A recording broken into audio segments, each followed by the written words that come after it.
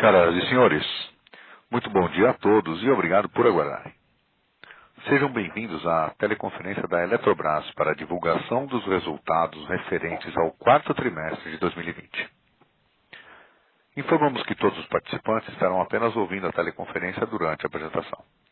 Em seguida, iniciaremos a sessão de perguntas e respostas quando mais instruções serão fornecidas. Lembramos que esta apresentação está disponível em arquivo PDF no site de Relação com Investidores da Eletrobras. Caso algum dos senhores necessite de assistência durante a teleconferência, queiram, por favor, solicitar a ajuda de um operador digitando asterisco 02. Antes de prosseguir, gostaríamos de esclarecer que eventuais declarações que possam ser feitas durante esta teleconferência, relativas às perspectivas de negócios da companhia, projeções, metas operacionais e financeiras, constituem-se em crenças e premissas da diretoria da Eletrobras, bem como em informações atualmente disponíveis para a companhia. Considerações futuras não são garantia de desempenho, pois envolvem riscos e incertezas e, portanto, dependem de circunstâncias que podem ou não ocorrer. Os investidores devem compreender que condições econômicas gerais e outros fatores operacionais podem influenciar nos resultados expressos em tais considerações futuras. Além disso, esclarecemos que, desde o dia 16 de março de 2021, a presidência da Eletrobras é ocupada de forma interina e cumulativa pela senhora Elvira Cavalcante Presta, também diretora financeira e de relações com investidores. Conosco estarão presentes a senhora Elvira Presta, presidente interina e diretora financeira e de relações com investidores. Sr. Wilson Ferreira Júnior, membro do Conselho de Administração da Eletrobras. Sr. Pedro Luiz Jatobá, diretor de geração. Agora, gostaria de passar a palavra para a presidente e diretora financeira, a senhora Elvira Presta, para início da audioconferência. Senhora Elvira, muito bom dia. Obrigado pela oportunidade. Por favor, com a palavra. Bom dia, já boa tarde, né, Marcelo? Muito boa tarde a todos. Sejam bem-vindos à teleconferência da Eletrobras. Para comentar os resultados do quarto trimestre de 2020 e fazer também um balanço do processo de turnaround que foi feito sob sua gestão, eu convido o nosso conselheiro de administração e ex-presidente, Wilson Ferreira Júnior, para fazer a apresentação. Wilson, por favor. Muito obrigado, Elvira. Bom dia, boa tarde, na verdade, a você, aos nossos colegas diretores da Eletrobras. Queria agradecer aí o privilégio de poder estar compartilhando esse último trimestre da nossa gestão.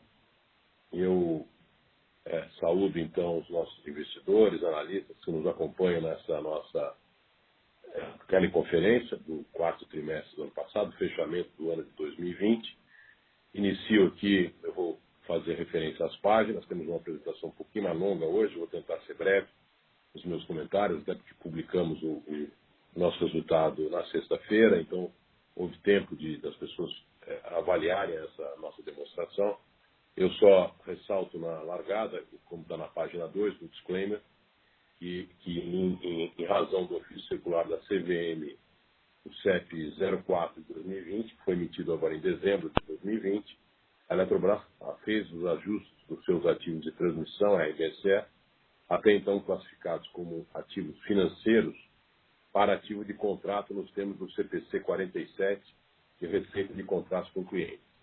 Então, como consequência, para manter a mesma base comparativa, a companhia efetuou a representação dos saldos desses ativos. Os reflexos acumulados dessa reapresentação se encontram no balanço patrimonial, na demonstração de resultado, na demonstração do fluxo de caixa e na demonstração do resultado abrangente e demonstração do valor adicionado.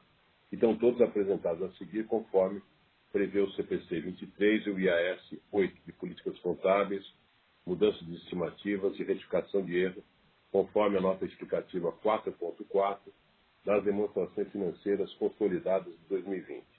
Então, para os fins de divulgação desse resultado trimestral do quarto tri, já foram considerados, então, os valores reapresentados com os efeitos do referido ofício. Então, ao longo das divulgações trimestrais de 2021, os comparativos com os trimestres de 2020 serão devidamente também reapresentados. Então, essa observação é importante.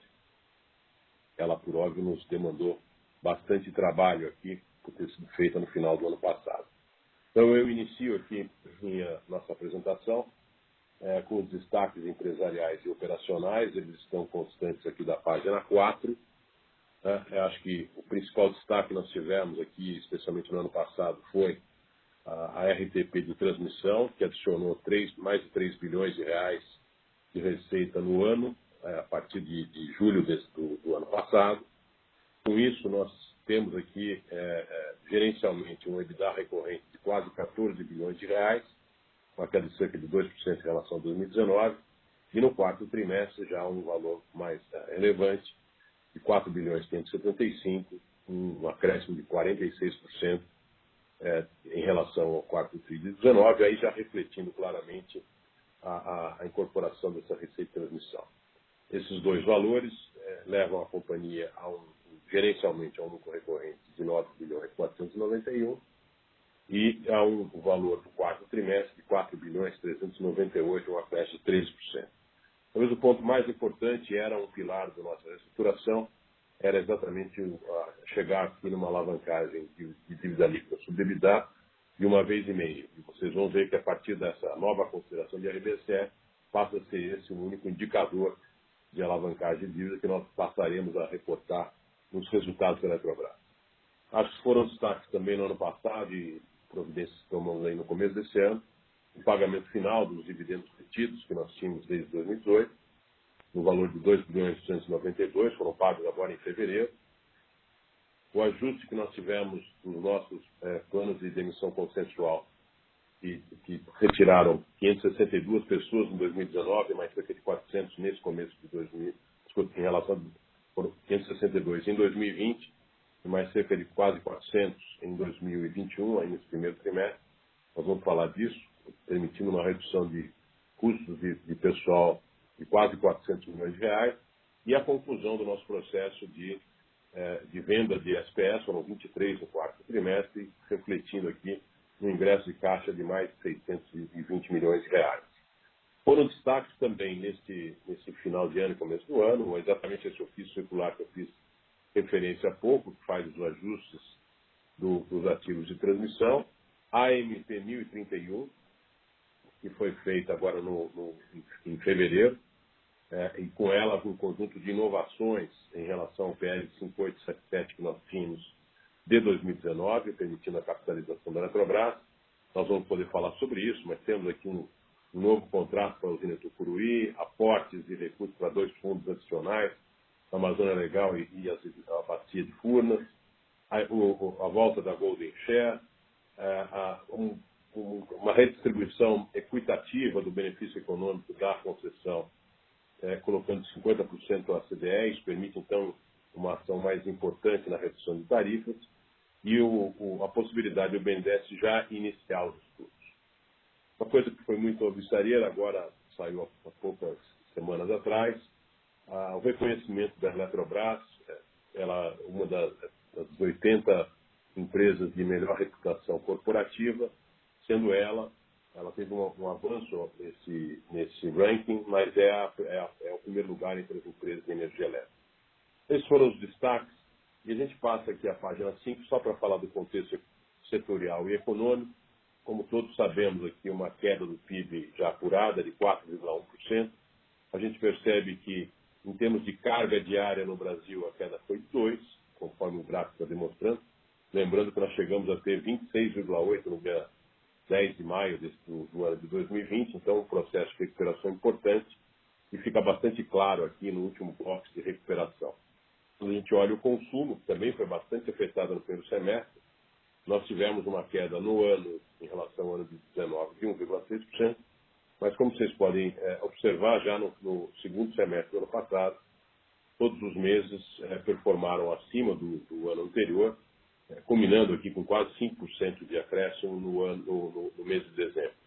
Isso provocou, naturalmente, flutuações importantes no PLD, isso afetou a companhia.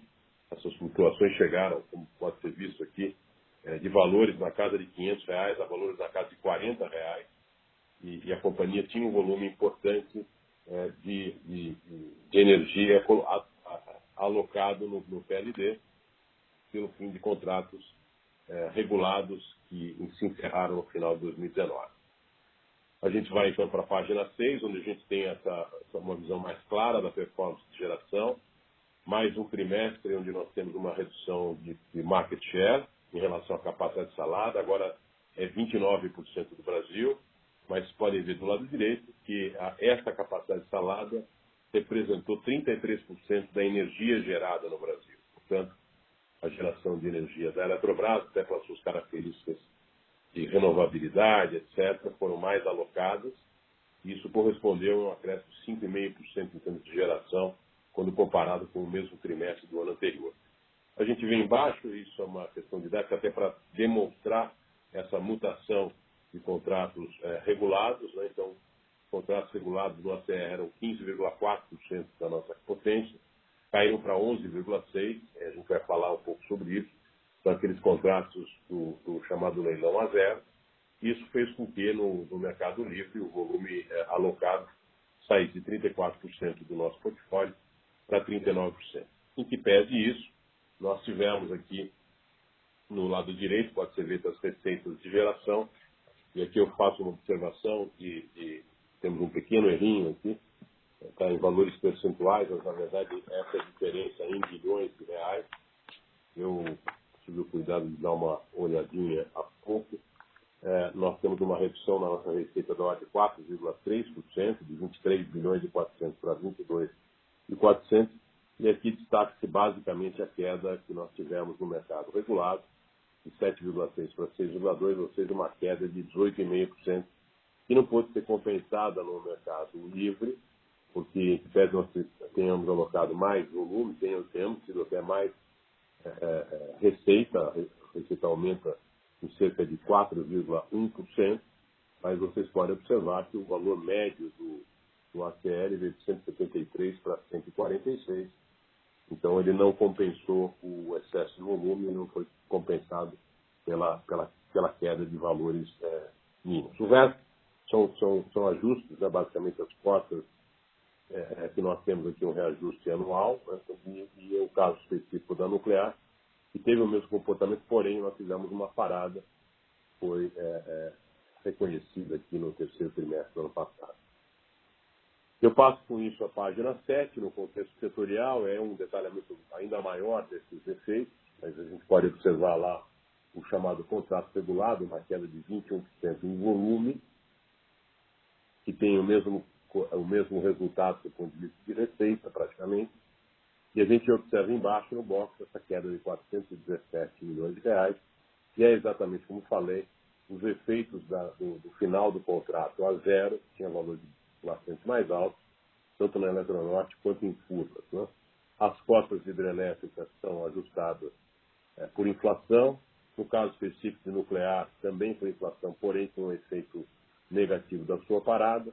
Os contratos bilaterais são aqueles verificados no Mercado Livre, e aqui a gente tem um volume maior, porém, como eu há pouco falei, um preço menor. E a gente vê também que esse efeito, daquilo que foi liquidado no final do mês da PCE, tem um valor ligeiramente maior, principalmente no último trimestre do ano. Então eram essas as colocações relativas à geração, e eu concluo esse pedaço da geração na página 8, colocando aqui as perspectivas futuras em termos de geração, os projetos onde a Eletrobras está envolvida. Então nós temos ainda mais 1.571 megawatts em processo, em construção, sob construção.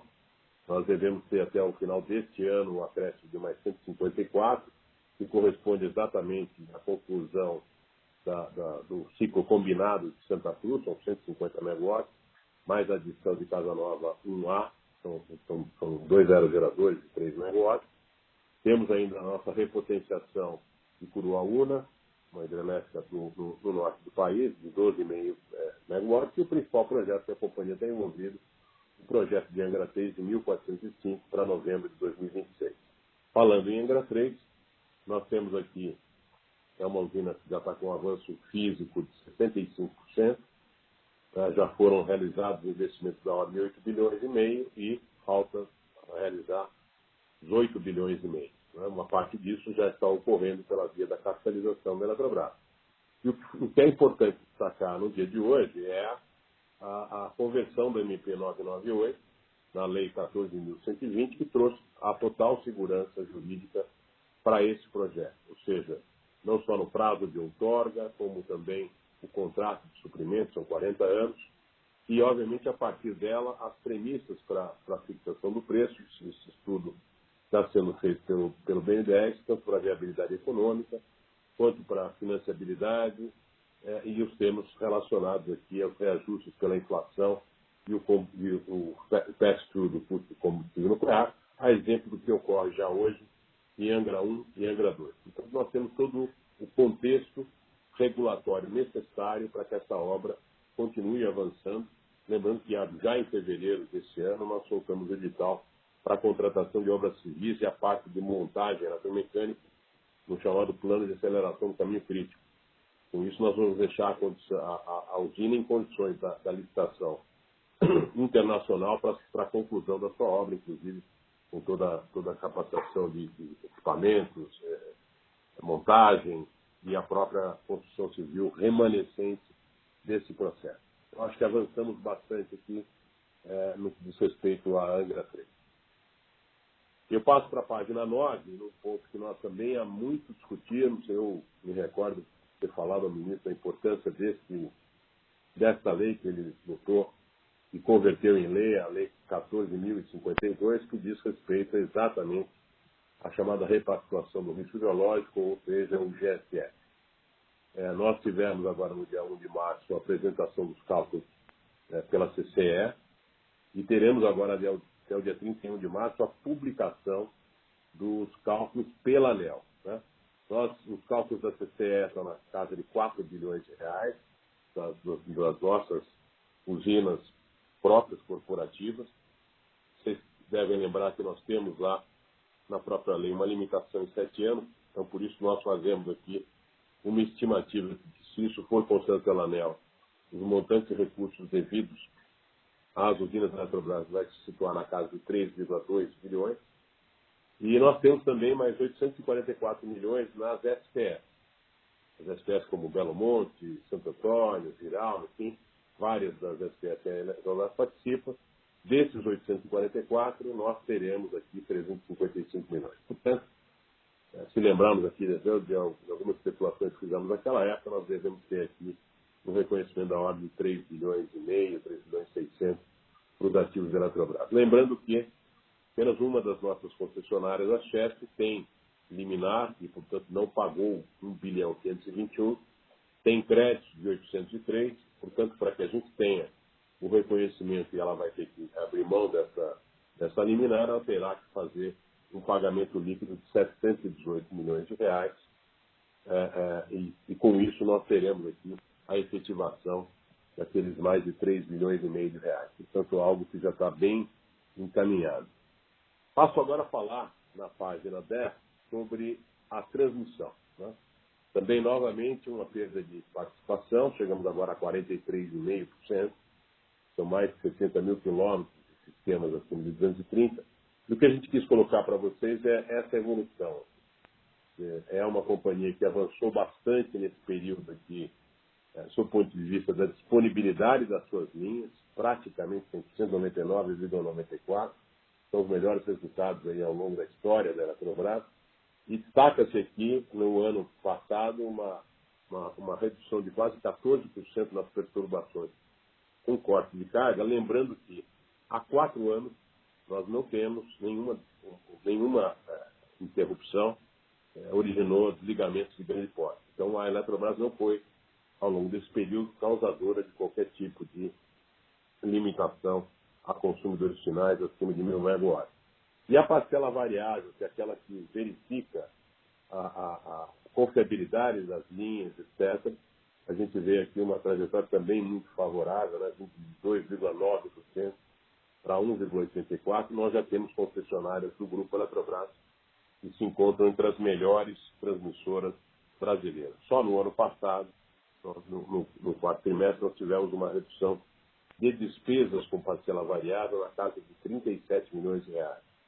Então, é algo que demonstra assim, a viabilidade do trabalho que tem sido feito, liderado pelo Márcio, no que diz respeito à confiabilidade e à disponibilidade do nosso sistema de transmissão, que vai melhorar ainda mais com o conteúdo da página 11, que diz respeito aos empreendimentos do Forte. Nós temos 80, 56 deles relacionados à linha de transmissão, 24 às subestações, e esses empreendimentos que estão orçados correspondem a um investimento total de mais de 2 bilhões de reais e uma receita reconhecida, uma RAP de 191 milhões de reais para esses empreendimentos. Então, aqui também nós temos uma perspectiva de melhora de confiabilidade e disponibilidade com aumento de receita. Muito bem, na página 12 é algo que nós consideramos muito importante nessa jornada que a gente vem empreendendo a Eletrobras, é uma grande inspiração do nosso Conselho de Administração e do trabalho que vem sendo desenvolvido na companhia no que diz respeito ao que a gente chama de excelência sustentável, é o nosso mote em termos de ação, e com uma participação importante aqui do diretor Luiz Augusto. Nós temos aqui a colocação da Eletrobras no yearbook da Standard & Poor's, em escala global, onde nós fomos considerados bronze nesse yearbook. Pela primeira vez, a companhia entrando nesse yearbook. Ela foi mantida na carteira do ICE no ano de 2021. Ela foi incluída na carteira do carbono eficiente. Quando a gente olha o Carbon Disclosure Project, né, nós recebemos o rating A- de mudanças climáticas. E lançamos aqui, vocês podem ver por esse code do nosso site da jornada ISG 2020. Então, vale a pena entrar, uma plataforma muito importante que relaciona todas as nossas ações em relação ao ISG. Nós mantemos aqui, como parte do nosso processo de alinhamento da direção da casa com esses objetivos empresariais, toda a liderança, pelo 5º ano consecutivo, tem metas de ISG associadas à sua remuneração variável, todos os dirigentes têm isso. E isso permitiu para a gente também, ao longo desse ano, avançar na chamada pesquisa de clima. Nós chegamos a 78% de favorabilidade nessa última edição.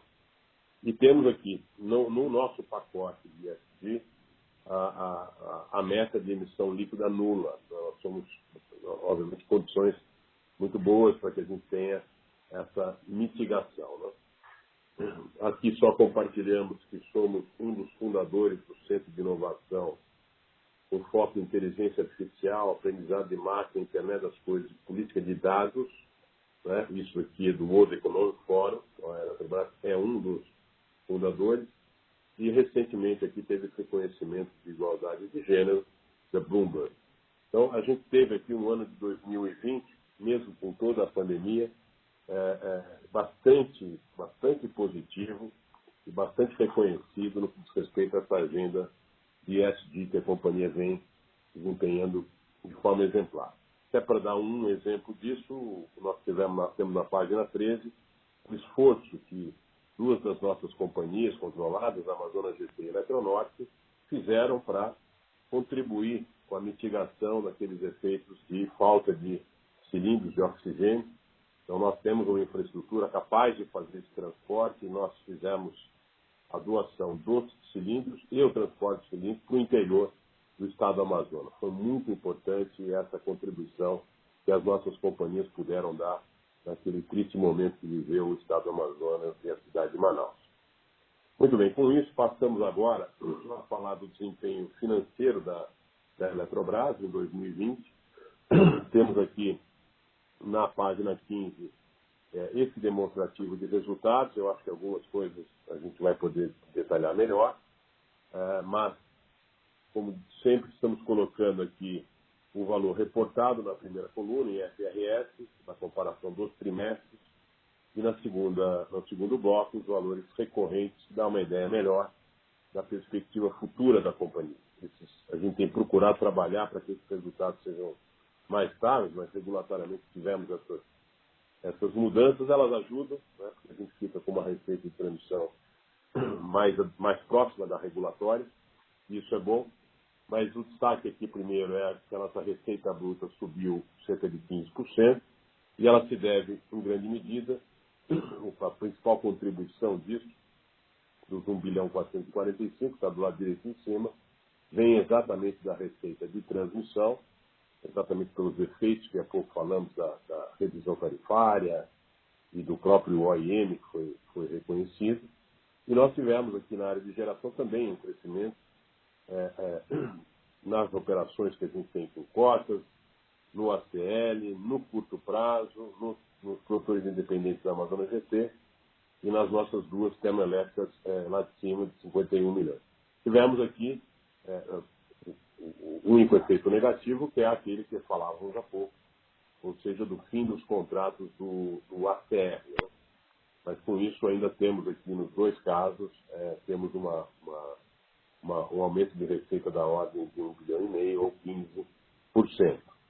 Nós temos também, uma notícia positiva, o PMSO recorrente, onde a gente vê basicamente uma queda de pessoal mesmo, 7%, de materiais e serviços na casa de 10%, mas tivemos perdas atuariais, isso tem sido registrado na maior parte dos fundos de pensão por conta da volatilidade dos indicadores macroeconômicos do ano passado, isso prejudicou a companhia, e temos aqui um efeito não recorrente relevante, que é o próprio programa de demissão consensual, mais dois acordos judiciais que fizemos, o principal deles com a Light, de uma ação judicial feita por Furnas, que representou aqui o conjunto dessas ações, uma perda de 700 milhões de reais.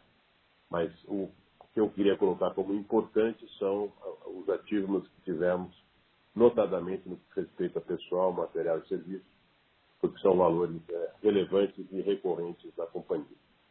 Nós tivemos também custos operacionais recorrentes maiores, mas aqui muito mais por força da entrada em operação das nossas operações do Norte e o fato de a gente ter tido aquela parada de Candiota que gerou aí uma perda de ordem de 67 milhões. O investimento foi maior, mostra a nossa recuperação nesse último trimestre de 7%. Eu finalizo dizendo do nosso resultado financeiro recorrente, que força provocado principalmente pela redução da taxa de câmbio. No final do ano, nós tivemos, então, um efeito de variação cambial superior a 500 milhões de reais. Os derivativos daqueles contratos que nós temos na Eletronorte com as empresas eletrointensivas de mais de 260 milhões. Aí as atualizações monetárias um valor menor, estamos na menor taxa de juros, assim como as aplicações financeiras. E tivemos aqui algo também importante da ação que fizemos de fusão de CGT e Eletrosul, o reconhecimento aqui de crédito fiscal da ordem de 1 bilhão e 700. Portanto, em tese, nós tenhamos aqui um problema ligado à questão dos provisões, que de alguma maneira machucou o resultado da companhia, mas são atividades não recorrentes, necessárias, e eu acho que ficamos aqui com a felicidade dos resultados recorrentes da empresa e a perspectiva de que eles se mantenham e se intensifiquem. Muito bem. Seguindo agora na apuração da variação de receita, nós temos aqui a avaliação desses 15% que nós havíamos colocado. Ele, tanto em valores recorrentes quanto em valores reportados, ele é praticamente o mesmo. E ele está demonstrando aqui a nossa perda que eu já havia colocado na geração em termos de exploração, são 52 milhões de reais, compensados aqui pela nossa atividade no OIM, principalmente no Mercado Livre, 132. O resultado é importante no que diz respeito à nossa transmissão, em ambos, tanto em OIM quanto em construção, e a receita contratual foi aquela objeto das modificações estabelecidas a partir desse trimestre pela CVM. Tivemos uma perda aqui de 61 milhões de reais, e são vários os temas, mas principalmente nós temos aqui os ganhos atuariais no quarto trimestre, no caso específico de Furnas, esse é só no quarto trimestre, e temos aqui a parada de Angra, e foi o principal ofensor em inflexibilidade candiota, como os principais elementos dessa variação. Então, a receita bruta crescendo 15%, e ela, a partir de agora, fruto dessa mudança regulatória, entendemos que a gente vai ter uma capacidade de ter valores recorrentes com menos explicações. Quando partimos para o PMSO, que está na página 17, nós temos aqui praticamente a manutenção do PMSO recorrente de 20 em 19, né? De 19 em 20, perdão. Ele se deve aqui, como eu havia colocado há pouco, a 3 itens favoráveis, no que diz respeito a pessoal, material e serviços. Em todos eles, e a relação está colocada aqui, em grande medida, ao PDC e às ações do OBZ. E tivemos aqui uma variação negativa de 187 milhões, com o que diz respeito às perdas atuariais que a gente ia falar de Furnas, investimentos de projetos descontinuados de eletronuclear e mais as doações que fizemos para a Covid-19 de 25 milhões de reais da companhia. Então, esses são vamos chamar assim, os ofensores, e eu diria que não recorrentes, desse período aqui.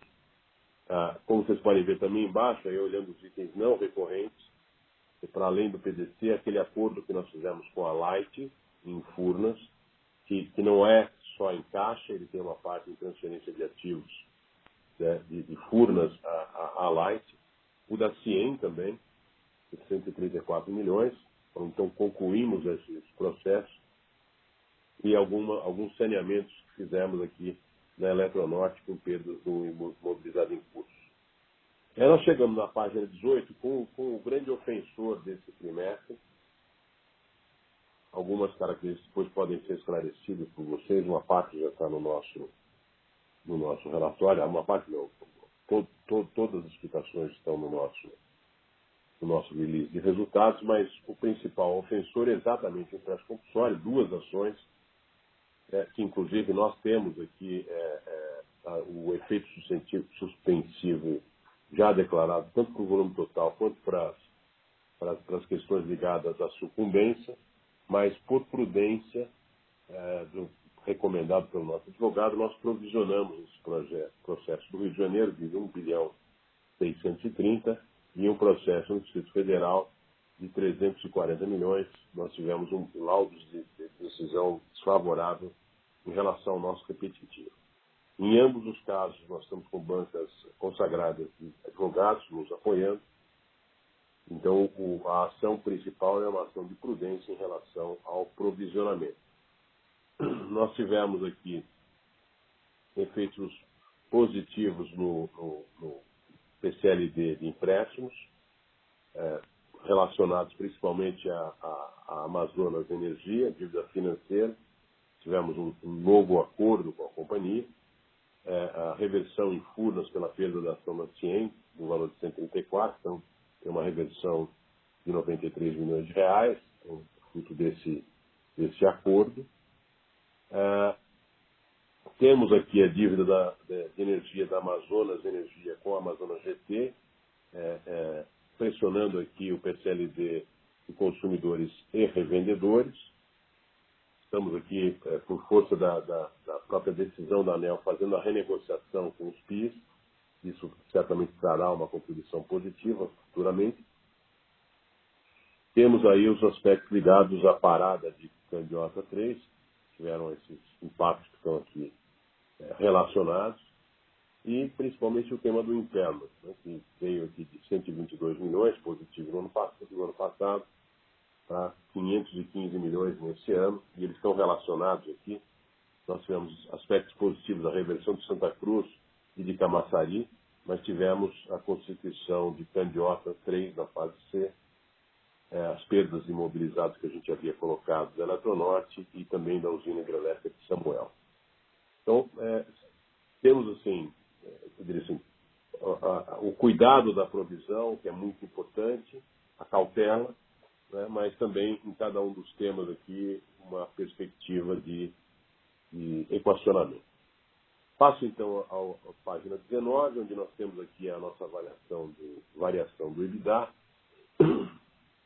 A variação de valores recorrentes vem, em grande medida, do acréscimo de receita recorrente, né? já falamos sobre ela, principalmente transmissão, de resultados positivos nas nossas participações societárias, dos custos maiores operacionais, porque tivemos mais geração termoelétrica, então é o combustível para alimentar essas plantas, praticamente nenhuma variação em PMSO. Tivemos um aspecto negativo das provisões operacionais recorrentes, que nós colocamos aqui do PCLD, e da provisão para gás e melhoria, um valor menor. E temos o item não recorrente, que é bastante grande, dos que acabamos de falar, seja das contingências, 3 bilhões e 100, perdas com investimentos em perno, que é mais R$1 bilhão, e outros de 674. Então, esse é o ponto que nós temos aqui, que se reflete no lucro líquido. Né? Nós estamos reportando o lucro líquido no trimestre de 1 bilhão 269. De forma recorrente, como a gente pode observar aqui, ele é afetado pelo crescimento do EBITDA, de 1 bilhão 451, pelo resultado financeiro recorrente, que nós há pouco falávamos, de mais quase 500 milhões de reais, e o resultado negativo de imposto de renda pelo melhor resultado como um todo. E os itens não recorrentes são os ajustes que há pouco falamos do EBITDA, no slide 19, de 4 bilhões e 874, com compensação aqui do crédito fiscal reconhecido da CGT Eletrosul. Então nós temos aqui, esse é o resultado da companhia, e como é que ele vai ser, como é que é a proposta, a sua destinação, está na página 21. O lucro líquido reportado exercício 6 bilhões e 300, constituindo-se reserva legal, realização de reserva de avaliação, a própria incorporação dos dividendos prescritos, dá um resultado líquido de 6 bilhões e 28. Nós vamos propomos aí um pagamento do valor mínimo, 25% do lucro líquido ajustado, dá 1 bilhão 507. Os valores por classe de ações estão aqui colocados, 0,38 para PNA e PNB, 0,94 para ON. Né? E depois constituímos, então, destinamos o saldo de 4 bilhões e 700 a duas reservas, a reserva estatutária para investimento, que corresponde à metade do lucro líquido de 2020, e a reserva estatutária para projetos, estudos e projetos, que é 1% do lucro líquido. E aí nós temos uma retenção de lucros de 1 bilhão 471, sendo que 200 milhões eram referentes à representação das demonstrações financeiras de 2019. Muito bem. Passando então agora à página 22. Aqui já acontece aquele efeito que eu havia colocado, ou seja, nós fazemos um acompanhamento aqui da nossa alavancagem. Ela que chegou em meados de 16 a 8 vezes e meia. No final do ano de 16 estava em 6,1, mas ela fazia esse ajuste sem a RBSE, para que a gente tivesse o valor recorrente da companhia. Agora nós passamos a considerar, e esse é o valor que vai ser acompanhado a partir de agora para a empresa, com a RBSE incorporada, né, agora como uma receita normal da companhia, e nós chegamos então a 1 vez e meia, a dívida líquida chegando a 20,3 bilhões, o EBITDA recorrente com o RBSE de 14 bilhões de reais. Então, chegamos aqui num valor importante, agora a companhia com uma nova capacidade, então, de investimento, com uma demonstração clara de disciplina financeira, dado que a sua meta é ficar abaixo de 2,5 vezes a dívida líquida sobre o EBITDA ajustado.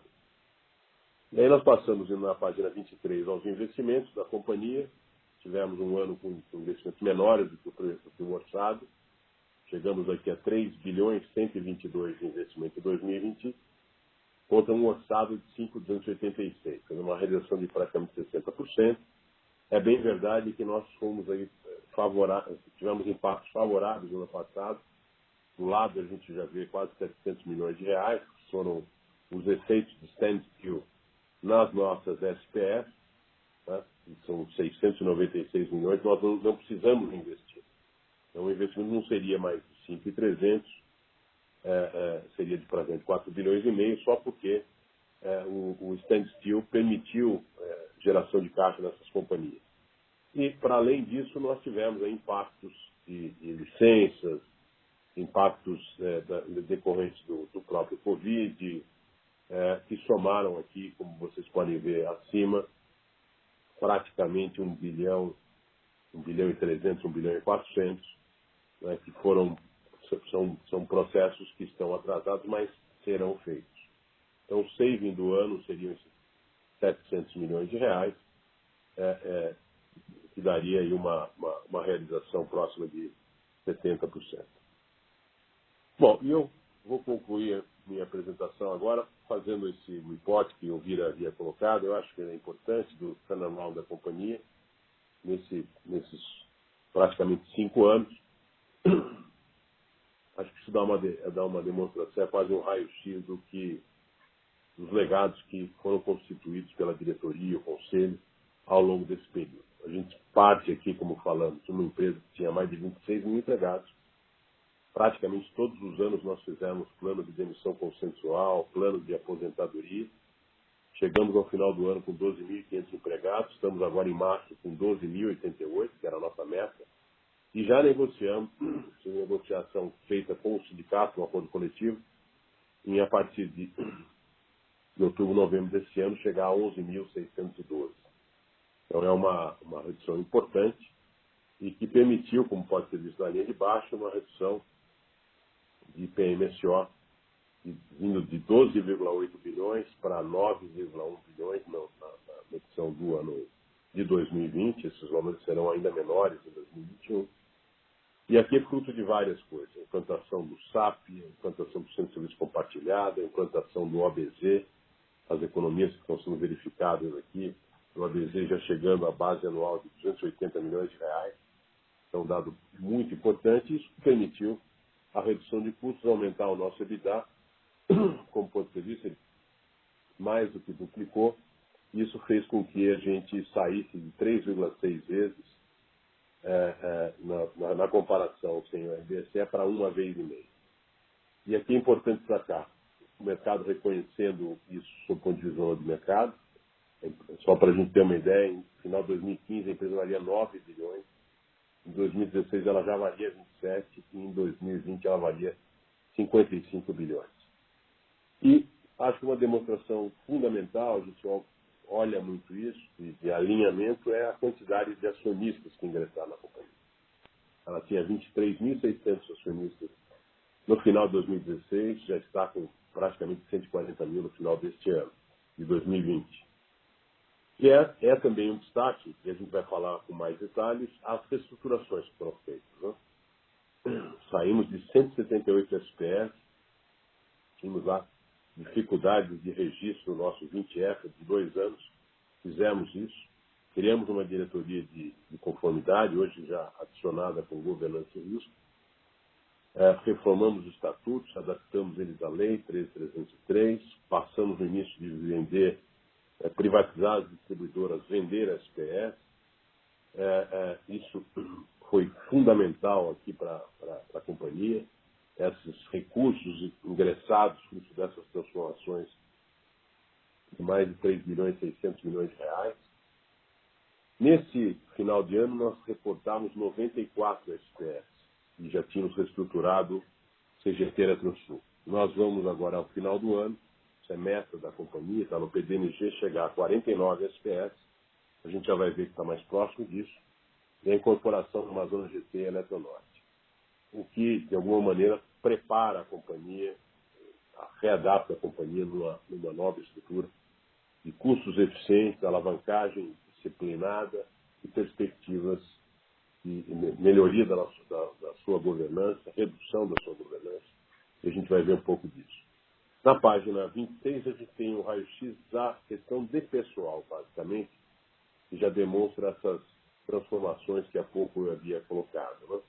Então, aqui já com o raio-x maior de idade média das pessoas, em março deste ano aqui, das pessoas dos empregados que foram desligados, então na média de 62,5, com uma remuneração fixa de praticamente R$20 mil, foram desligados 370 pessoas, isso era aquela meta que nós tínhamos para chegar a 12.088. Em novembro nós temos mais 476. As datas dos desligamentos que estão colocados aqui, a partir de novembro, no final deste ano. O custo estimado com esses desligamentos, a gente vê que é um plano que tem uma vantagem econômica excepcional, né?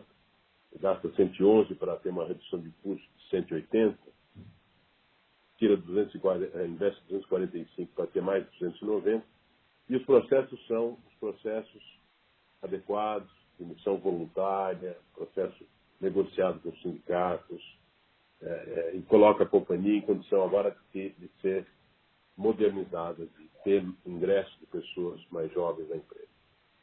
Eu falo na página 27 dessa redução de custos só com estruturas. E aqui a gente vê claramente, a companhia tinha uma estrutura organizacional com 2.069 órgãos. Termina 2020 com 948. Tem uma redução de funções gratificadas de 54%. E uma redução do custo só com essas gratificações de 50%, indo de 212 milhões anuais para 105 milhões. Observem o tamanho das reduções ligadas ao que a companhia indica anualmente. Isso é até um grande trabalho que o Conselho de Administração faz. Nós tínhamos aqui 885 indicações, sendo 442 de Conselho de Administração, 281 de Conselhos Fiscais e 162 de diretoria. Sabe que nós temos hoje metade das diretorias indicando, a gente vai ter até o final do ano com as 49, 158 de Conselho Fiscal, 228 de Conselho de Administração, um total de 468. Praticamente metade da estrutura que nós tínhamos anterior. Na página 28 a gente vê essa racionalização de SPS. Como eu falei, terminamos com 94, temos aqui em curso aqui mais 12 que já foram autorizados pela ANEEL, todos os órgãos estão, basta, o caso de Pindaí e GESA, basta simplesmente a execução da AGF, que já está convocado. Então, nós devemos terminar março com 82. Nós temos aqui, recebemos já correspondências para poder exercer nossa preferência em 2 SPS, estamos incorporando mais uma. Então, essas incorporações viram ativos corporativos da Eletrobras e uma das suas subsidiárias.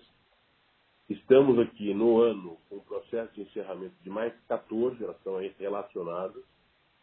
Tá? Temos uma única SPE à venda e uma para descruzamento. É assim que a gente vai chegar a 49. É importante aqui destacar, vocês veem o extrato em cima, que essas 20 SPEs que foram incorporadas trouxeram um ganho à Eletrobras e às suas controladas de 133 milhões de reais, e a venda das 51 permitiu aqui o ingresso de 2.273 reais à companhia. Então foi extremamente positivo. Eu vou concluir minha apresentação agora falando muito rapidamente do futuro da companhia e temas relevantes que naturalmente esses serão os temas que a diretora Elvira, agora como presidente interina, vai se deter e o nosso potencial sucessor. A primeira fala da privatização, né? MP 1031 de 2021. Esse edital foi publicado pelo BNDES em março já, incluiu as nossas empresas da Eletrobras no PND, também em março. É previsto aqui que a MP tenha esse trâmite de até 120 dias, então nós estamos falando em junho, e a partir daqui nós temos um conjunto de ações que envolvem a companhia, e a principal delas é a definição dessas premissas para o cálculo do chamado benefício econômico que está aqui colocado. Vocês observem, isso é calculado basicamente pelo valor diferencial, olhando pelo lado direito, das usinas descotizadas vis-à-vis as usinas agora, as usinas atuais cotizadas. Então, isso gera uma diferença de valores que envolvem basicamente a garantia física, o preço da energia futura, as perdas, o GSF, o prazo de descotização e o O. Então, essas são as definições importantes que o governo, junto com o BNDES, ANEEL, EPE e CNPE, terão a responsabilidade de propor, né? E o benefício econômico, ele fica colocado da forma como está aqui à direita, é um valor que vai ser pago pela Eletrobras para alteração desse regime de contrato, e ela vai receber um novo contrato de 30 anos. Né? Então, vocês têm aqui os valores que foram estabelecidos, né, na MP, os chamados fundos que foram lá constituídos, de 8,75 bilhões, e essa é uma grande inovação. Nós temos benefícios compartilhados em todas as regiões brasileiras, com benefícios para o setor elétrico. Nós temos aqui a própria compensação da Eletrobras, um recebido que ela tem junto ao Tesouro. Então, abate-se do benefício econômico esses valores, e aí divide-se do benefício econômico metade para a União e metade para a CDE, para os consumidores. Né? É importante destacar que também nessa medida provisória, vocês veem aqui a avaliação dando 51 bilhões de reais, né? O benefício econômico de 62, abate naquelas condições prévias colocadas pelo governo, abate os 8,75, os 2 bilhões e meio do crédito da Eletrobras, sobra 51, e aí 25 bilhões e meio para a CDE e 25 bilhões e meio para a outorga. A gente tem aqui esse processo que vai ser feito, então, pela via do aumento de capital, emissão primária de ações. O governo não participa desse aumento, isso é igual ao que a gente tinha antes. O governo pode vender suas ações no mercado secundário depois que fizer essa transação.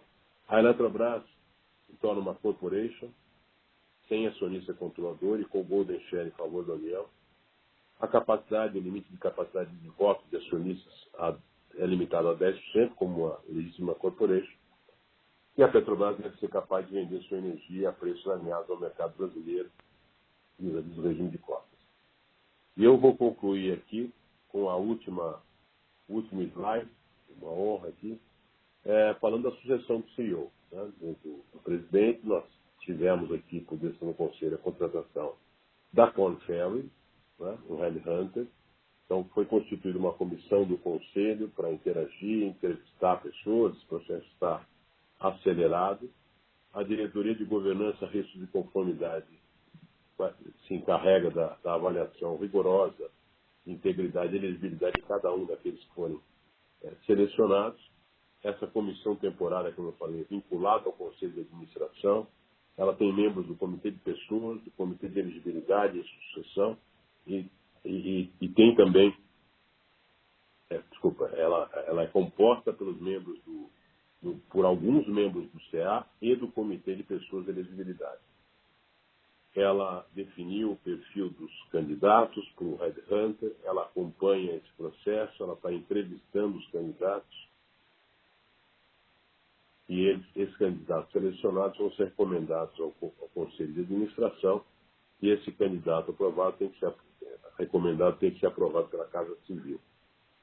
Então, neste período em que a gente está desenvolvendo esse processo, já estamos praticamente no final dele, o Conselho de Administração indicou a Elvira Presta, né, a partir da semana passada, quando eu finalmente concluí o meu trabalho, para ser CEO interino. Então, eu, obviamente, ao concluir essa apresentação, queria naturalmente agradecer a todos os diretores da companhia, cumprimentar cada um.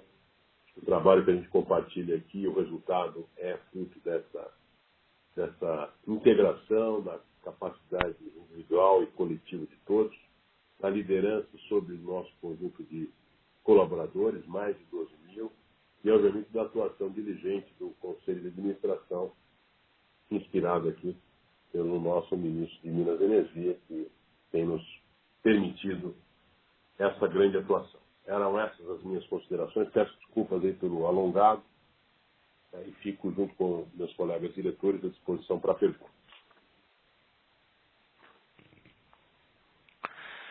Muito bem. Senhores convidados, faremos então uma sessão de perguntas e respostas. Para fazer a sua pergunta, por favor, digite *9 no seu telefone. Estamos agora Selecionando aqui as primeiras perguntas. A primeira pergunta será do André Sampaio, do Banco Santander. André, boa tarde. Boa tarde. Primeiramente, Wilson, muito obrigado por esses anos aí de apoio a esse turnaround. Acho que é muito importante aqui para o setor. E entrando agora nas perguntas, eu tenho... A primeira, na verdade, é entender a visão de vocês em relação ao relator da MT vem apresentando novas propostas para o modelo de privatização. Então, eu queria ouvir um pouquinho de vocês, o que vocês estão achando dessa discussão e dessa proposta do relator. E a segunda pergunta, na verdade, é uma pergunta sobre as SPS. A gente viu aí que deve permanecer 49 SPS em fim de 21. A ideia seria manter essas SPS, ou se vocês ainda estão olhando para potencialmente fazer uma segunda rodada de análise sobre as SPS remanescentes. É isso, meu lado. Perfeito, André. Deixa eu só começar pela... Você quer falar? Alô? Bom, deixa eu começar aqui pelas SPS. Né? Nós vamos chegar agora no final do ano a 49 SPS e eu diria para você que a partir daí, eu acho que a companhia deve avaliar, porque você tem, se você lembrar bem, quando nós decidimos estrategicamente vender SPS, nós vendemos SPS que a gente entendia não tem um impacto decorrente de preço, em função das questões, por exemplo, ligadas ao GSF, que tiravam muito valor da companhia e a gente poderia cometer um erro. Então, a partir desse momento, nós teremos aí a maior parte das SPS que nós vamos ter são SPS ou de hidrelétrica grande, né, tipo Giral, Santo Antônio, Belo Monte, etc., ou também de transmissoras de grande porte, no caso, por exemplo, das linhas de transmissão de Mata Santa Genebra, Madeira, Belo Monte, etc. Então, o que nós entendemos aqui é que os movimentos, principalmente de hidrelétricas, vão se aquecer com essa conclusão do GSF.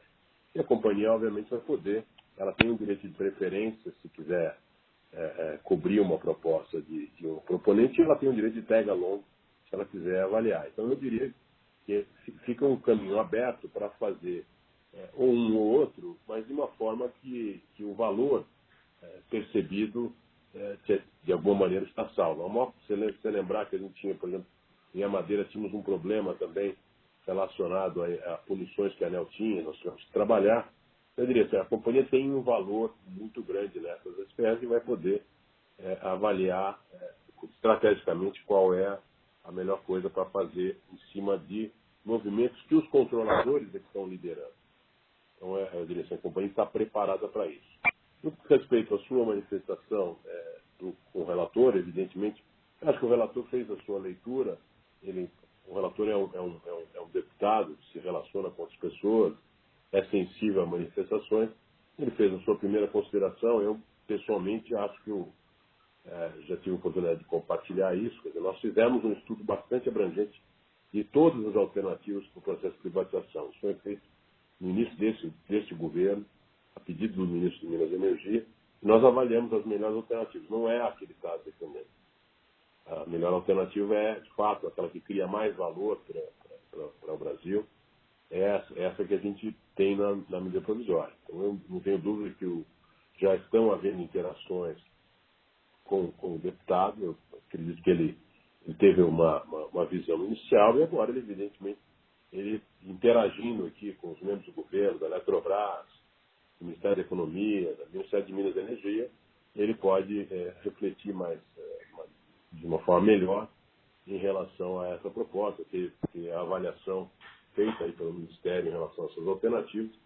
Eu acredito que, sinceramente, que a gente vai caminhar no sentido da proposta que foi apresentada, do ponto de vista da capitalização, criação de uma corporação, evidentemente com as contribuições aí do Congresso Nacional. É isso, André. Obrigado aí pela sua manifestação inicial aí com relação à nossa gestão. Muito obrigado mais uma vez. Acho que vamos sentir sua falta. Obrigado. Mas eu continuo no conselho aqui, só para ficar também estou contribuindo no Conselho de Administração. Muito bem. Na sequência, teremos a Carolina Carneiro, do Credit Suisse. Antes, gostaria de lembrar a todos que também temos a opção de perguntas pelo webcast, ok? Escreva sua pergunta no webcast que faremos a leitura. Agora sim, Carolina, boa tarde. Boa tarde, pessoal. Obrigada pelo call. Faço minhas também as palavras do André. Obrigada, Wilson, por esse período todo aí à frente da empresa. Eu tenho duas perguntas. A primeira é sobre o processo de sucessão, né? A Elvira assumiu interinamente. A gente acha que realmente foi uma escolha muito boa, muito acertada. A gente viu alguns veículos de imprensa mencionando que a gente já teria possivelmente uma lista de 6 nomes, né? Então é mais para saber em que pé que anda o processo de escolha do nome da nova presidente ou do novo presidente da empresa e os próximos passos. E a segunda pergunta, Wilson, é num tema que você tocou realmente da MP 1031, né?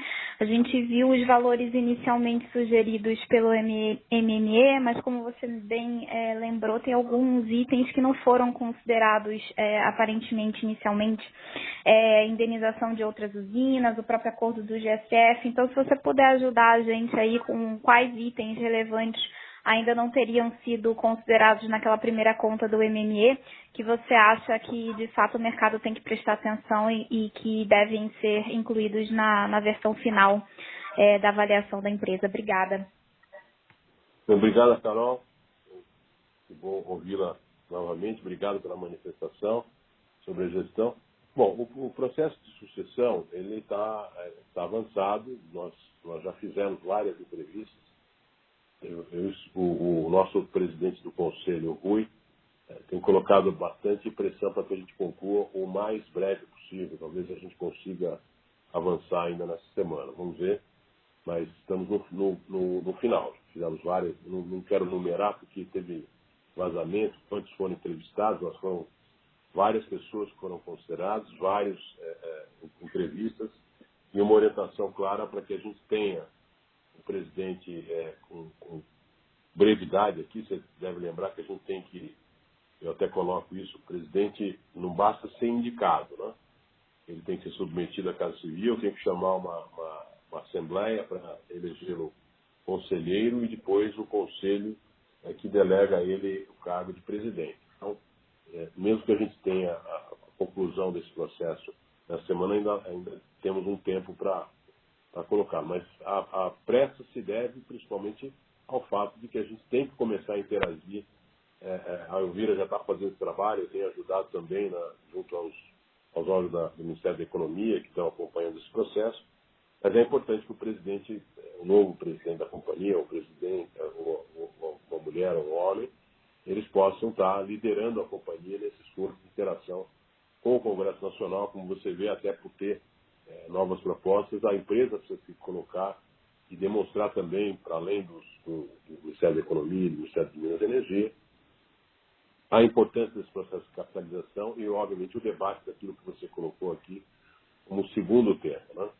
Quer dizer, eu entendo que a principal coisa que não está constante aqui é a indenização, a indenização do valor não amortizado da usina de Tucuruí, né? Você deve lembrar, são 2 casas de força, uma casa de força é de 2004, portanto não foi totalmente amortizado, tem um valor constante no nosso balanço. Este é um ponto que está colocado aqui, que eu acho relevante.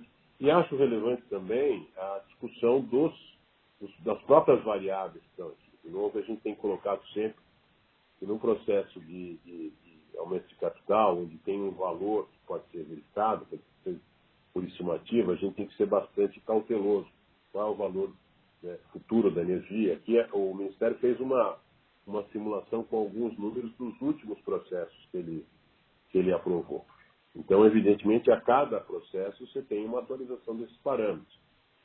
O parâmetro de preço de energia futuro, o parâmetro de GSF, de perdas, o parâmetro qual é a taxa de desconto que a gente vai usar para descontar esse fluxo.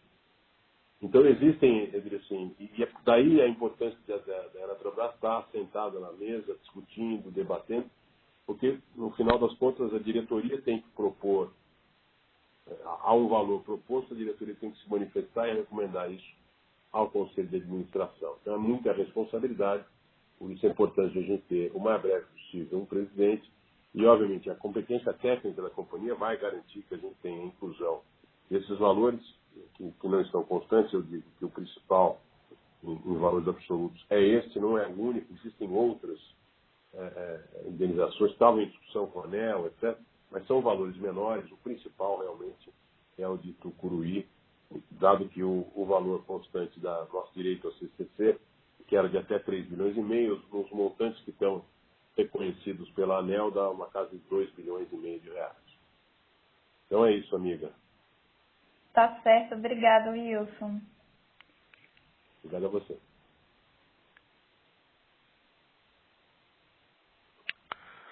Muito bem.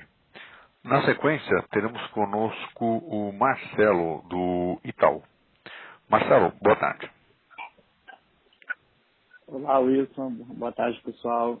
Eu tenho uma pergunta também ainda sobre as premissas que a Carolzinha levantou. Tem um comentário que até saiu dentro do documento, que teve algum tipo de revisão de garantia física na conta do Ministério. Então, se você puder falar qual foi o montante dessa revisão. E também o outro ponto em relação ao preço de energia de longo prazo, né? O governo estabeleceu um preço mais alto no longo prazo do que o preço nos próximos anos, que parece fazer pouco sentido. Você acha que tem espaço para esse número de longo prazo, na verdade, reduzir isso que vocês não estão pedindo na argumentação? Muito obrigado. Obrigado, Marcelo.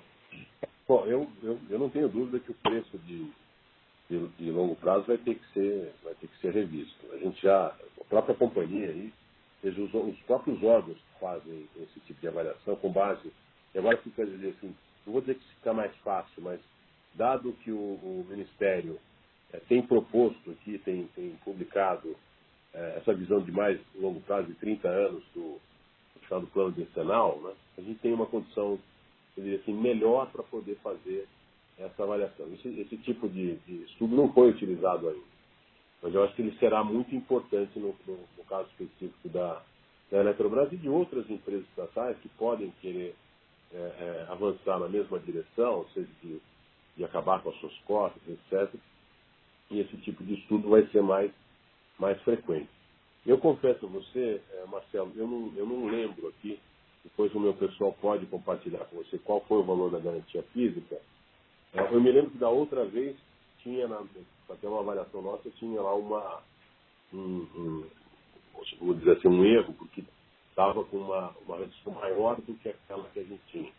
Esses números são disponíveis no nosso conjunto de informes, porque todas as usinas da Eletrobras passaram em 2017 por aquela revisão de garantia física. E algumas delas ficaram limitadas naquele valor do chamado 5% da base de cada 5 anos ou nos 10% da concessão. Agora você vai poder utilizar o valor inteiro. Do que eu me lembro, né, nós teríamos uns quase...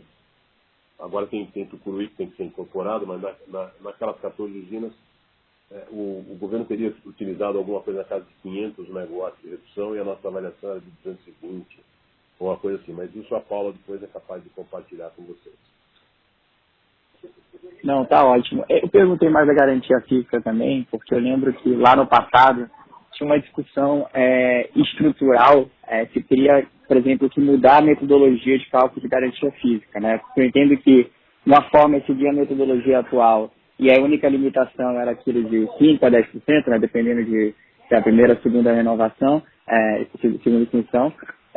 Mas eu queria entender se tem alguma mudança mais estrutural, porque hoje a gente sabe que as usinas do Nordeste, elas não têm, não gera garantia física, né? Termina tendo um déficit estrutural lá, e isso acaba gerando mais GSF por todo o sistema. Então eu imaginava que esse seria um momento que poderia ter algum efeito maior para reduzir o GSF estrutural do sistema.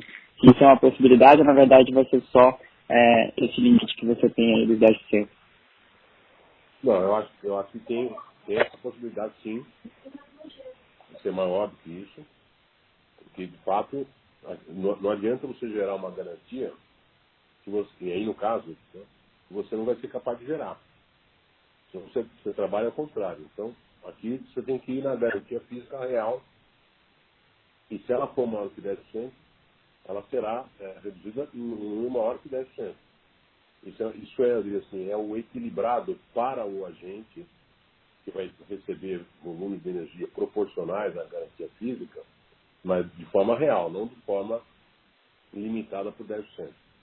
Então, eu tenho convicção que será maior do que isso, porém não tão grande quanto aquela que foi estimada, pelo menos no primeiro momento, pelo Ministério, na minha opinião. Tá ótimo. Obrigado. Um abraço. Obrigado.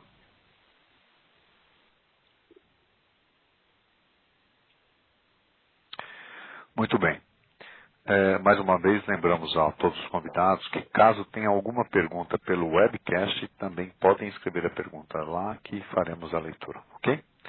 A próxima pergunta será do Miguel Rodrigues, do Morgan Stanley. Miguel, boa tarde. Boa tarde, Wilson Evira. Elvira, obrigado pela oportunidade e meus parabéns pelo trabalho feito na companhia, realmente impressionante. Eu tenho duas perguntas. Primeira, no contexto da MP sobre a capitalização, queria saber quais os potenciais modelos que vocês enxergam para segregação de Itaipu e eletronuclear e em que momento seria possível considerar uma migração da companhia para o novo mercado. Isso foi discutido lá na primeira versão e proposta de capitalização. A segunda pergunta, eu gostaria de saber o status das participações acionárias minoritárias aquelas que estavam em garantia. No passado, vocês estavam considerando a substituição de garantias para que essas participações pudessem ser vendidas. Então, queria ter uma atualização sobre esse processo e, particularmente no caso da Coel, se possível. Então, muito obrigado. Obrigado, Miguel, pela tua pergunta. Bom, com relação aos modelos para a separação de Itaipu e eletronuclear, existem basicamente dois. Né? Um que a gente entende ser o melhor, que ele é mais simples, que é o caso específico de Itaipu. Nós só temos uma participação, um capital social aportado lá, é uma usina, como você sabe, com sua tarifa definida de forma binacional, portanto não existe a perspectiva de uma remuneração ao capital social diferente daquela que está definida no chamado anexo C do Tratado de Itaipu. Então, ali nós temos uma participação acionária de 50 milhões de dólares que tem que ser atualizada. Lembrando que a usina conclui esses primeiros 50 anos agora em 2023, onde é prevista até uma revisão. Mas não um benefício para o capital social. O capital social, então, tem que ser repassado a uma empresa pública do governo. É a principal opção que a gente tem aqui. A mesma coisa com relação à eletronuclear. Né?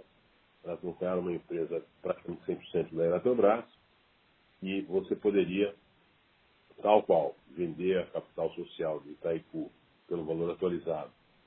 E você poderia vender aqui, fazer uma avaliação das duas e, obviamente, vender o controle da usina da eletronuclear, 25.000%. Essa empresa deve ter uma estrutura de capital de 50% capital ordinário e 50% capital preferencial. A Eletrobras ficaria com todo o capital preferencial e ficaria com 49% do capital ordinário. O controle seria exercido por uma empresa pública, está previsto lá no próprio projeto, para controlar as duas participações. Então, o capital social integral da Eletrobras em Itaipu e o controle do capital da eletronuclear. Vão ter que ser feitos então laudos para validar esse valor e submeter essa, como chamar, entre aspas, venda, né, dessas duas participações. A alternativa a isso é um processo de cisão. Né, e aí, com uma eventual troca de ações que o governo vai ter na empresa que vai ser capitalizada e na empresa pública, que não será capitalizada. Eu entendo que esse processo é um processo também que está previsto, mas possivelmente mais demorado do que o primeiro. Então, acredito que a forma mais simples e rápida de fazer é fazer um valuation dessas duas participações. A de Itaipu é mais fácil, a de Eletronuclear, ela tem esse composto aqui do que for ser decorrente da tarifa de NH3, mas é possível também. Com relação ao ingresso do novo mercado, eu acredito que isso vai ser uma providência da empresa já como um corporation. Né? É algo desejado. Nós avaliamos várias vezes esse processo. Nesse momento aqui, você sabe que a gente não pode fazer isso, porque como o capital 80% é ordinário, 20% é preferencial, se você fizesse uma migração, o controlador, aí, o Tesouro Nacional, ficaria minoritária. Por isso que a gente não fez essa migração. Acredito que ela fica facilitada no momento que houver a capitalização. E com relação às participações societárias, sim, né, nós temos uma decisão do Conselho de monetizá-las, né, até porque a gente está tendo, como pode ser visto assim, um avanço na liquidação, na execução de ações no caso compulsório. Nós devemos ter hoje algo próximo entre 10% e 15% das ações já liberadas, então podem ser negociadas, e nós estamos, em alguns casos, e com a ação deles, com preferência no sentido da troca de garantias, né, de garantia de ações, né, retirando essa garantia, porque temos aí, em alguns casos, ofertas importantes feitas para a companhia, oportunidades de negócio, e a companhia, então, está trabalhando com o seu corpo jurídico no sentido de fazer a substituição dessas garantias para torná-las liberadas para um processo de venda. Então, a companhia não tem nenhum interesse em manter uma boa parte dessas participações e ela vai trabalhar para liberá-las e acho que o mercado vai ficar sabendo ao longo do tempo dessa decisão. Tá ótimo, Wilson. Muito obrigado e muito sucesso aí nos próximos desafios. Obrigado, Miguel.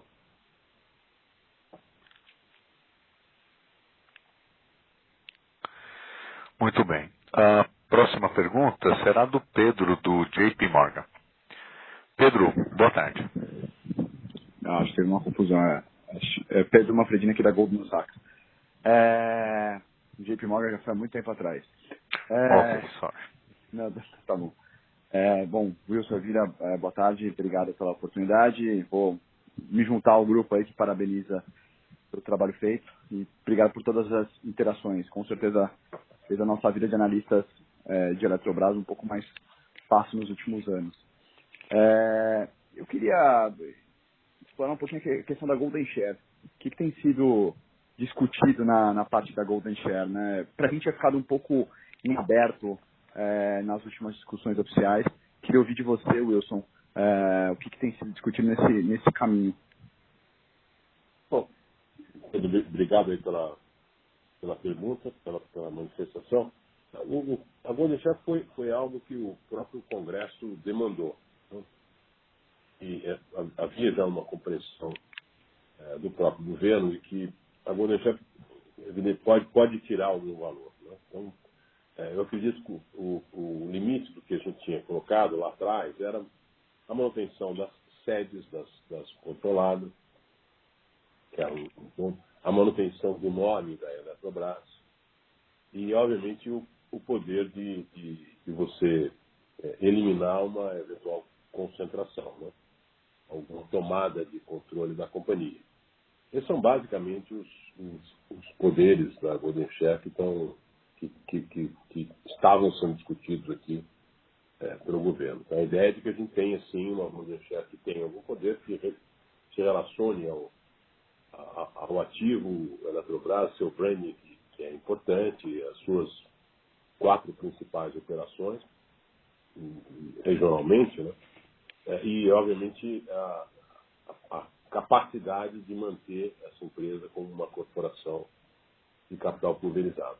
Basicamente, poderes que tinham sido considerados aí na retomada dessa perspectiva da Golden Share. Excelente. Então, pelo que eu entendi, então a gente deve ficar numa esfera mais racional do uso da Golden Share, né? Ficar na limitação enfim, para forçar que seja mesmo uma corporation independente de quanto o governo federal acabe ficando de participação nas ONs no final da capitalização. Que eu acho que é o que o mercado, enfim, tem discutido e aceitaria bem, no final das contas. É isso mesmo. É isso mesmo. Ótimo. Excelente. Obrigado. E deixa eu só aproveitar uma pergunta.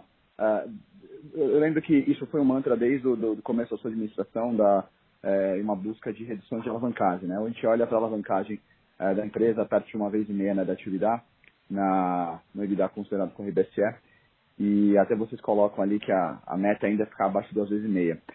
O ficar abaixo de 2,5 vezes pode também não ser ótimo, né? Você pode chegar e a Eletrobras gerando todo esse caixa agora, você pode chegar numa situação de você vai fugir um pouco da estrutura ótima de capital. Eu sei que isso vai ser o desafio para o próximo CEO da empresa, mas o que é, dentro das suas discussões, até no passado recente, o que era o target da empresa pós-capitalizado, né?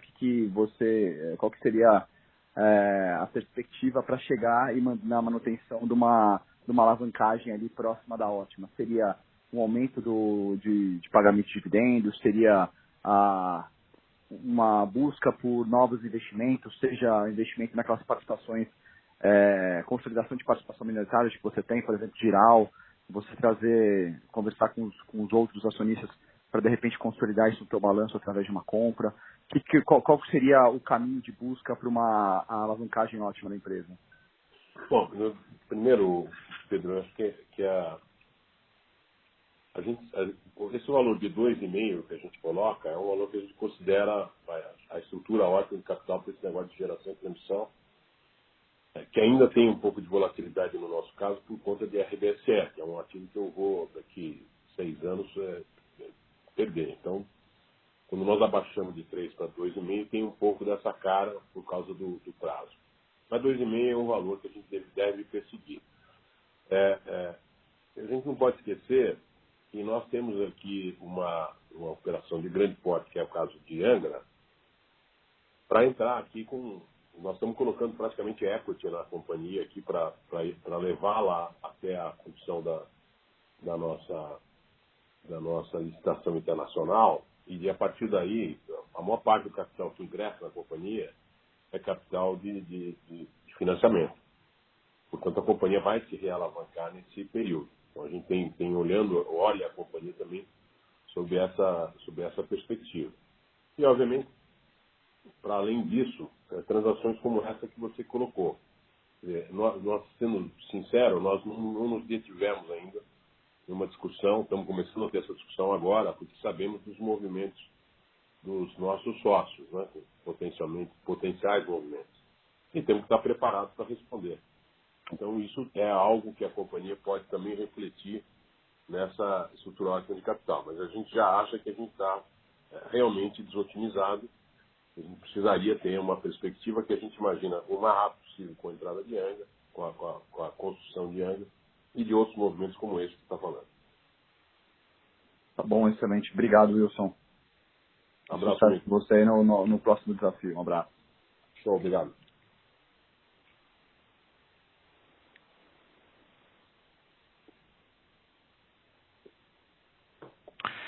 Muito bem. Senhores convidados, encerramos a partir deste momento a sessão de perguntas e respostas. Desta forma, retornamos a palavra ao palestrante Sr. Wilson Ferreira Júnior para as considerações finais. Sr. Wilson, por favor. Muito obrigado. Eu queria agradecer a cada um e a cada uma que estiveram conosco na nossa conferência. Dizer para cada um de vocês que foi uma honra, assim, a maior honra da minha carreira, fazer parte do quadro executivo e liderar essa companhia nesse processo de reestruturação. Eu fiz aqui, tenho um amor por uma companhia brasileira, que a gente sabe que tem uma importância fundamental para os brasileiros. Então, foi a maior experiência profissional que eu tive. Eu fiquei honrado de ter os conselhos de administração que tive, gente como o Monforte, o Schneider, Falcone, para dizer os principais, todos foram muito importantes na condução dessa companhia. Os diretores hoje presentes, Jatobá, Márcio, Elvira, Camila e Luiz Augusto. A gente tem uma companhia cujo legado principal é o da qualificação das pessoas, profissionais dessa companhia, de todas as controladas, assim, é o maior grau de profissionalização que nós já tivemos. Então é algo que a gente se orgulha muito. E ela está, como eu falei assim, com resultados muito consistentes. Eu acho que a gente tem aqui uma evolução nesse tema relacionado às provisões, mas eu diria que nós estamos aqui já muito próximo do estado que a companhia possa ter de valores recorrentes daqui para frente. Então, evidentemente, uma companhia robusta em geração, com quase 30%, em transmissão, com quase 45%, bons ativos, bons profissionais, ótima governança, com valor já estipulado em bolsa, que vai ser potencializado, eu não tenho a menor dúvida, pelo processo de capitalização. Eu desejo muito sucesso às pessoas que estão me sucedendo, meu futuro sucessor ou sucessora, à diretoria que eu tive a honra de liderar, e aos acionistas e investidores que nos dão a honra da sua confiança na companhia. Eu tenho convicção, eu próprio tenho falado isso, sou um acionista da Eletrobras e continuarei porque acredito fortemente nessa companhia, no seu processo de evolução e de capitalização. Então, agradecer ao longo desse período a atenção de cada um de vocês, as nossas conferências, desejar a todos aqui muitas felicidades e desejar em particular aos meus colegas de diretoria que estão aqui hoje e das controladas o máximo e o pleno sucesso dessa extraordinária empresa brasileira que nós todos juntos conseguimos recuperar. É isso. Muito bem. Dessa forma, encerramos a teleconferência da Eletrobras. Agradecemos a participação de todos e tenham uma excelente tarde.